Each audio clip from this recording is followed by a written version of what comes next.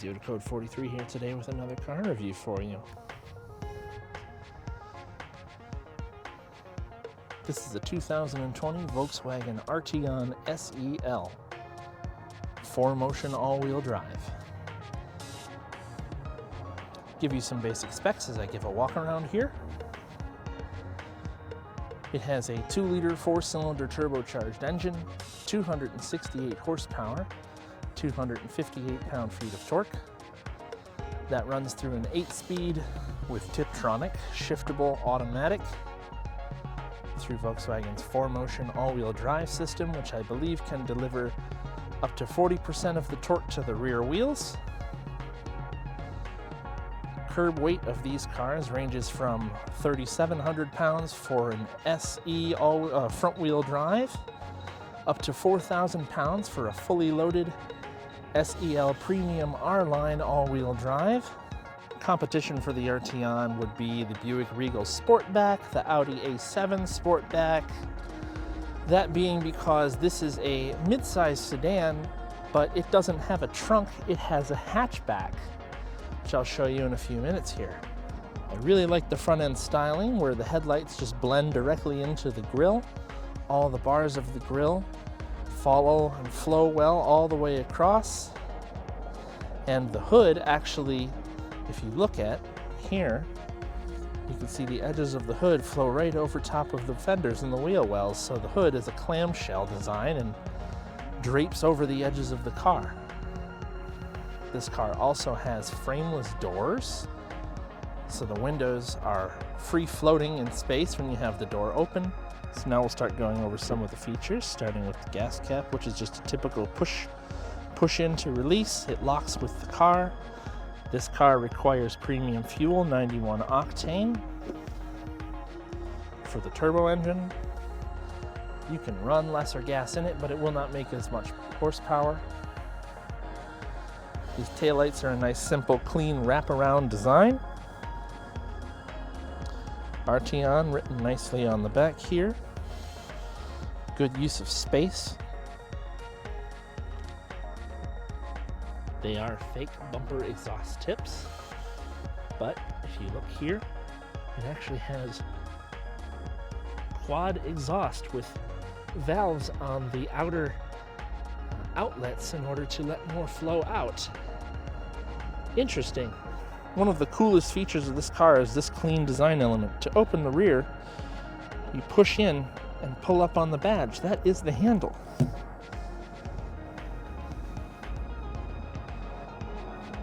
And it is a large, tall opening, similar height to an SUV. I can stand under here with no problem. There's a lot of space and it's very deep in here. I can touch the back of the seats, but only just. Underfloor, there's a spare tire. Nothing else really to note besides some tie downs back here and some bag hangers up top. And there's this shelf which covers the back. This particular model, this SEL, which seems like the top trim but really isn't, does not have a power liftgate. Yes, you can get this liftback sedan with a power tailgate on the Premium and the R-Line, which is pretty freaking cool. This car also has a mighty large sunroof. This glass panel lifts up and goes over top of the roof in the back. This is as far as it opens. We'll check it out from inside as well. Next, I'd like to turn on the lights, show under the hood. Like I say, frameless door. There's nothing else to note here. No frame in the way.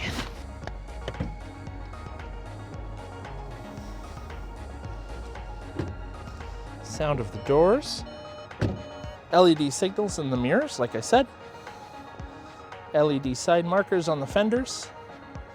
And then up front, so it has two lines of daytime running lights, double hockey stick shape, but the inner one is what turns into your signal, which is pretty cool.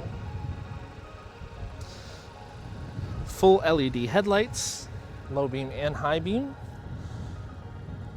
No fog lights on this car.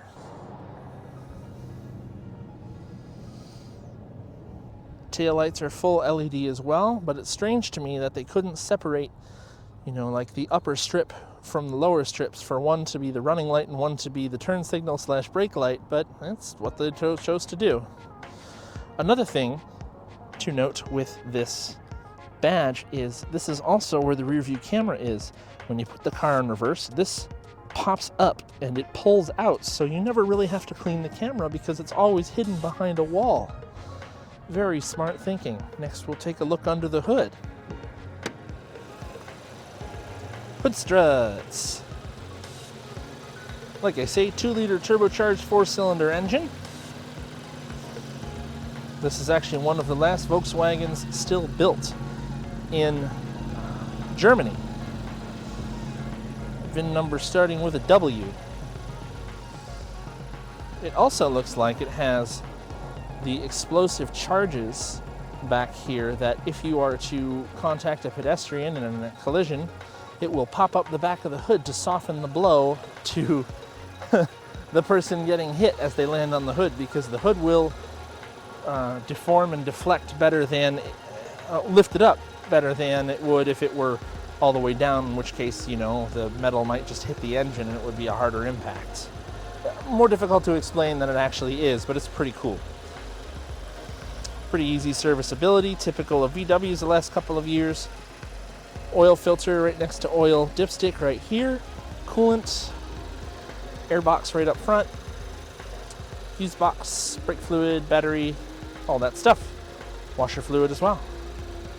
This hood is massive. Like, it's hard to assess the scale, but it's larger than most SUV and pickup truck hoods. It's that wide.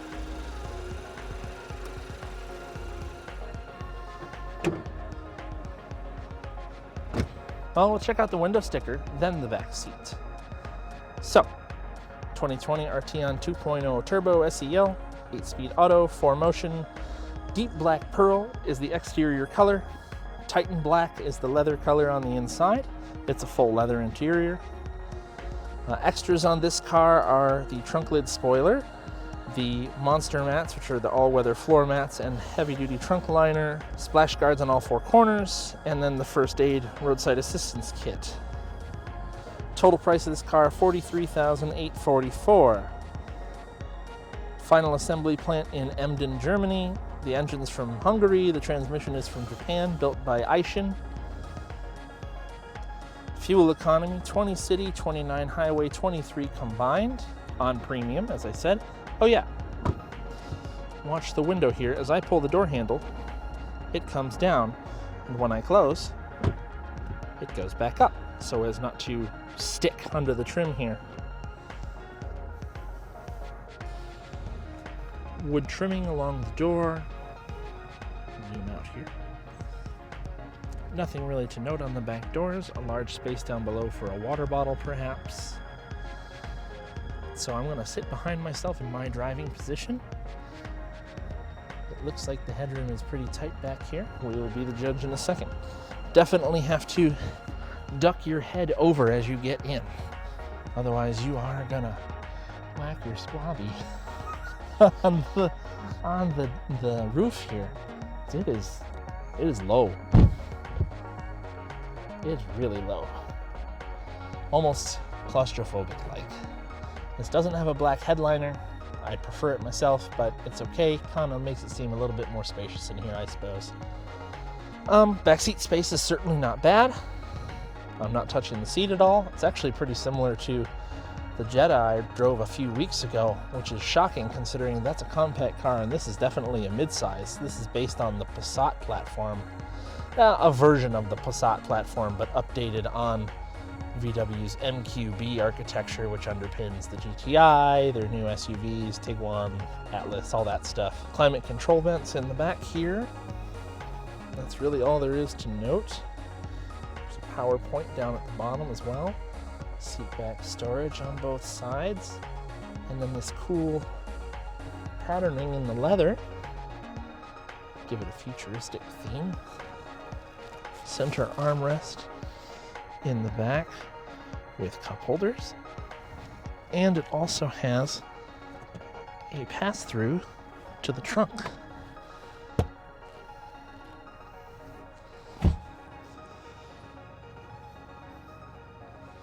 These seats do fold.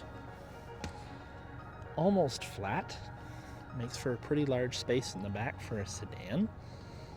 Pretty free-form space. It's unblocked if you take out the cover, cargo cover in the back there. Your Sirius XM antenna on the roof. I'm pretty sure the standard antenna is baked into the back window defrost lines. Also, another cool thing is the third brake light, which runs on this little strip all the way across the rear windshield. Full LED as well. This car runs on Continental Pro Contact TX tires, 245, 45, 18-inch wheels. Handsome split 5-spoke with machined face and dark colored pocket design. I like it. Now we will check out the inside. Yes, I know. Front door. Nothing of note here other than on the mirror control. If you turn this around here, you have defrosting rear view mirrors, but they also turn on when you turn on the rear defroster. But also, there's another setting here to fold the mirrors in. For example, if you go through a car wash, they fold very high and tight to the car. Very smart.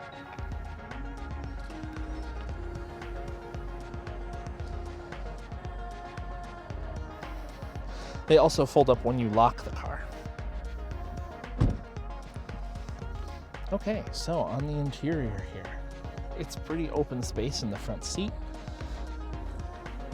Though if I'm honest, my long legs, even at this comfortable driving position, I'm still touching the dashboard, which is not exactly soft to my legs touch. Okay, so number of different things to cover in here. Push button start right here. Drive mode is listed right here. Auto stop start control here. Electric parking brake. A space for your key. Cup holders with grippers. There's a USB port strangely placed right here next to the shifter. I think this is a wireless charging pad on some models, but not all. Automatic climate control that is handled either manually by the hard controls here, or if you press menu, you have the ability to set the flow of your vents and whatnot, and your triple zone climate control. If you notice, when I bring my hand closer, it brings up more settings, so I assume I'm able to, so you can just touch these sides to either side of those bars to adjust the temperature. This is Volkswagen's current infotainment system. It's been out for about 2 years now. It works well. Good response.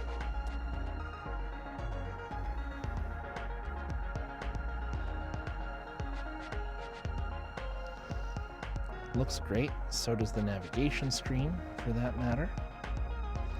Now, probably the coolest single part about this car, apart from the analog clock up top, which is also cool, is the gauge cluster. In this SEL model, it's a full digital gauge cluster. So you have a view button right here on the steering wheel, which will adjust how it looks. This is the standard view you get when you start the car. You can cycle through your various gauges in the middle.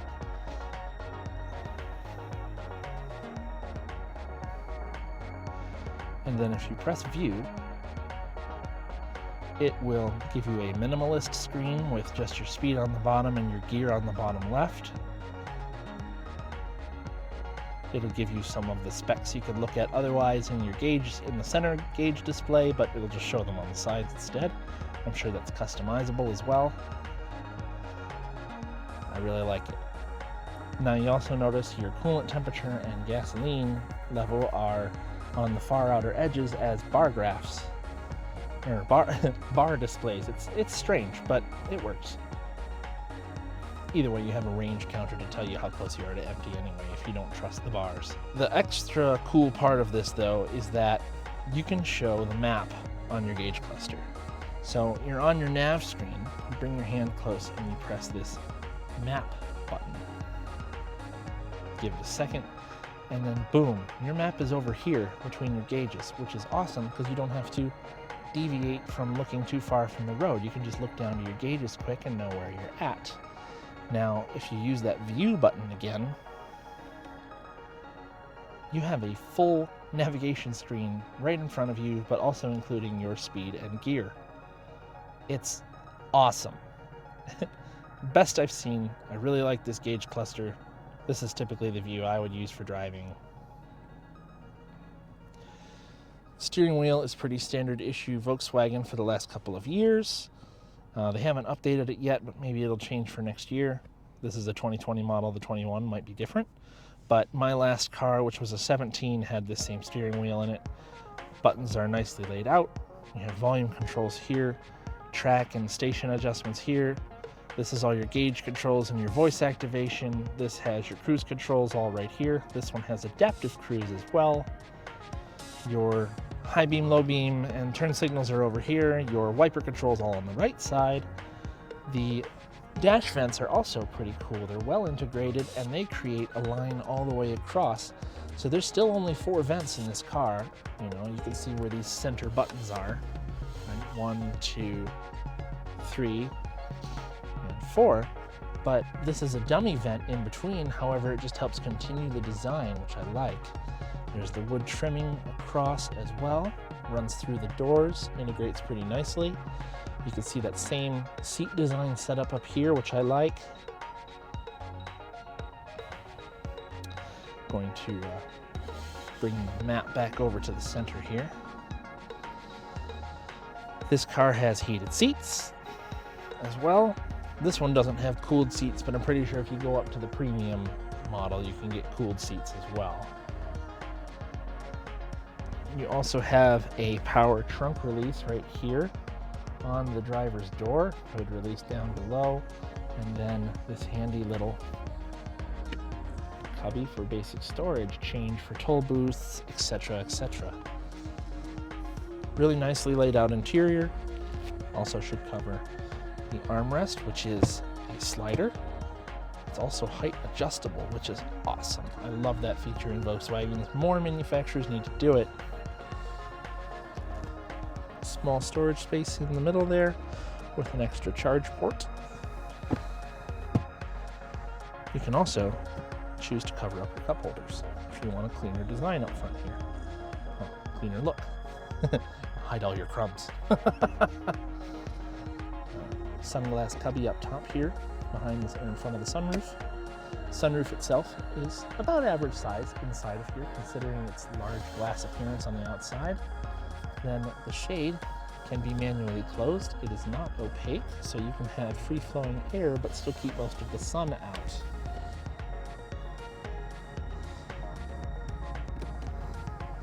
Fully automatic opening or closing. If you push it hard, if you push it soft, you can adjust it to wherever you like. Works great. Looks great. I love sunroofs, don't get me wrong. I talk about how I don't love them in some videos. I do love sunroofs, but I've had some bad experience. All right, well now we're gonna go for a little drive. Cover the key here quickly. Simple Volkswagen logo on one side, panic alarm on the side, lock, unlock, trunk release, and remote start on this car. Okay, so now we're gonna go for a little drive.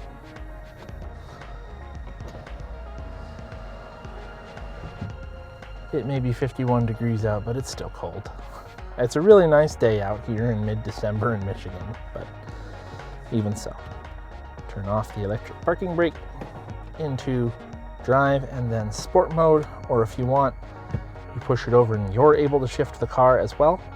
It'll show you M1 for the gear, but now we're back in sport mode for the sake of doing a little 0 to 60 if possible. So off we go.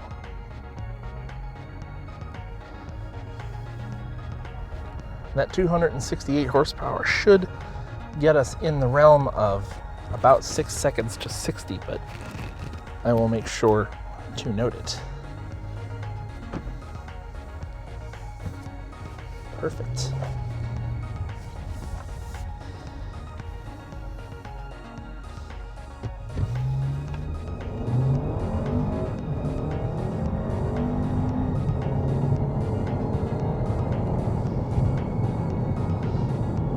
it moves pretty good, but it really takes its time to do the shifts, which I'm pretty sure has a lot to do with a boost by gear system, or let's call it a torque safety system built into the transmission computer to prevent the trans from taking all of the brunt, so it releases a little bit of throttle between gears in order to ease up on the transmission between shifts so as not to, beat it up too bad. Like I say, I figured that was in the low to mid 6-second range. Otherwise, road noise is pretty good. A little better than the Atlas Cross Sport I drove earlier today. Wind noise is very minimal, especially with the mirrors being kept so far away from the car. Very good for a car with no door frames, and I'm sure that has to do with the trim, the way the windows fit up into the trim, keeping the sound out a little bit better. Also, rear view mirror is a self-dimming unit, but has no other special feature beyond that. It looks kind of like it's borderless. Visors are the right size. Heyo. They are also sliders. Perfect. Just what I like. We're gonna have a little opportunity to get onto the highway here so I can really tromp on it. Pretend we're on the Autobahn.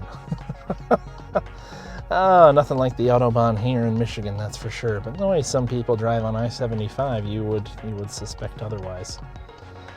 I like the driving dynamic. It is sporty feeling, so it has a little firmness to the suspension, but not in a negative way whatsoever. It drives really nicely. When you want it to have power, you step into it and it will deliver it to you quickly. There's no hesitation to be had. Just a little bit off of the line when I tromped on it, as you saw, but beyond that, it does very well. I like Volkswagen's signal click. It's a friendly sound. This digital cluster is so cool, like I say.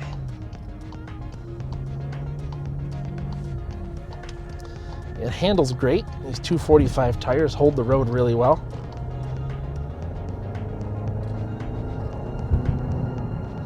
The engine has a nice little growl to it. I'm sure some of the noise is piped in. I don't mind it. It has the same sound of VWs I've been driving for about the last 7 years with the 4-cylinder engine.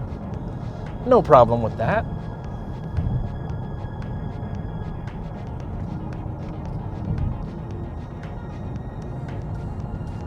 This clock is wrong. It is not 2:45 in the afternoon. If it was, I'd be in trouble. Time constraints, you know? All right, well, now we're gonna jump on the highway here. Big bumps, you could feel them in the car, but not in a negative way. There's good communication between the suspension and the driver's seat. Again, not in a negative way. You feel what the car is doing, and that's a good thing. The seats are comfortable but firm. Volkswagen's typical thing to do. Well supported, very sporty seats. They fit me even though I'm a wide person, which is good. I'm not small. All right, here's my chance.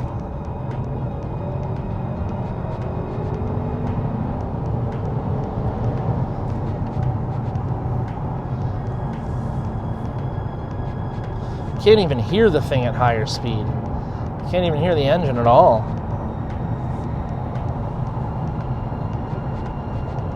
So, 2020 VW Arteon SEL 2.0 turbo all-wheel drive. A lot of fun to drive. Maybe not as much throttle response as I'd like from the engine, considering its power and its, everything else. Good fuel economy. Good space for a mid-size sedan of today. I like how it drives. I have definitely been swooning over these since they first talked about them a few years ago. And definitely want to have one in a couple of years. Hope to someday. That's going to do it for this episode. Hope you guys enjoyed it. Like, comment, subscribe, and suggest other vehicles for me to check out on my channel. and we will see you next time.